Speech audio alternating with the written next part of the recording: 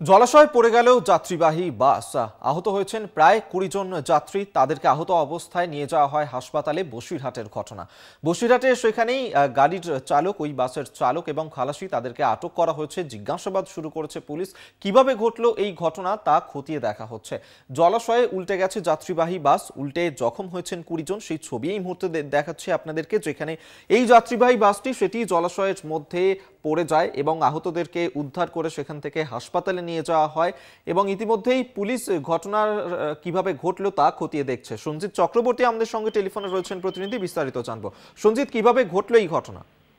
দেখো, উত্তর ২৪ পরগনার বসিরহাটের যে স্বরূপনগর থানা রয়েছে, যে বসিরহাট এবং তরণীপুর রোডের যে সারাপুর নির্মাণ গ্রাম পঞ্চায়েতের যে নারকেলতলার ঘটনা, আজ সকাল ৯টা নাগাদ একটি যাত্রীবাহী বাস অর্থাৎ ৩৮ ডিএন ৩৮ সে তরণীপুর থেকে বসিরহাটের দিকে আসছিল। সেই সময় নিয়ন্ত্রণ হারিয়ে নারকেলতলা বলে যে জায়গাটা, নিয়ন্ত্রণ হারিয়ে সরাসরি একদম নয়নজলিতে পড়ে যায় এবং তাতে অজস্র যাত্রী ছিল এবং স্থানীয় বাসিন্দারা ছুটে এসে শিশু, পুরুষ এবং মহিলাদের উদ্ধার করে।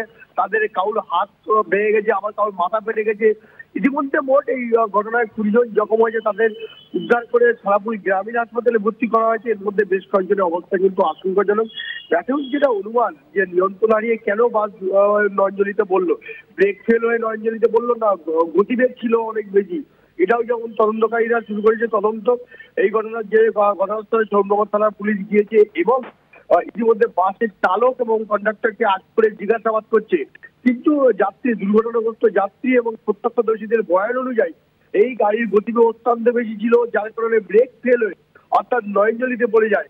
এখন এর শুধু ব্রেক ফেল হয়ে নিয়ন্ত্রণ হারিয়ে পড়ে গেছে, না অন্য কোনো কারণ আছে কিনা সেটাও তদন্তকারীরা একবার দেখে নিতে চাইছে। স্বাস্থ্যকর এই ঘটনায় রীতিমতো চাঞ্চল্য ছড়িয়েছে স্বরূপনগর থানা এলাকায় এবং দুর্ঘটনাগ্রস্ত যেসব যাত্রী তাদের পরিবারের নাম ঠিকানা জেনে স্বরূপনগর থানা পুলিশ তাদের পরিবারের সঙ্গে যোগাযোগ করছে। এদের মধ্যে বেশ কয়েকজনের অবস্থা কিন্তু আশঙ্কাজনক।